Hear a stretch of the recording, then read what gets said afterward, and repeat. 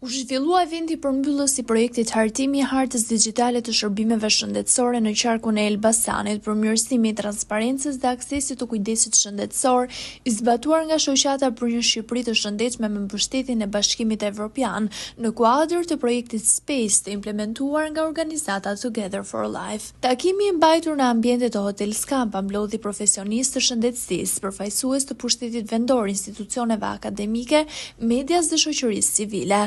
Në fjalën e tij përshëndetëse, mjeku dhe njëkohësisht drejtues ekzekutiv i Shoqatës për një Shqipëri të Shëndetshme, zoti Edmond Laho falenderoi të gjithë aktorët që bën të mundur realizimin e këtij projekti, duke theksuar se kjo nismë sjell një ndryshim të prekshëm dhe të drejtë për komunitetin e Elbasanit. Gjatë aktivitetit u prezantua Harta Digjitale e Shërbimeve Shëndetësore, një risi që rrit transparencën dhe bën më të lehtë aksesin në informacion për qytetarët.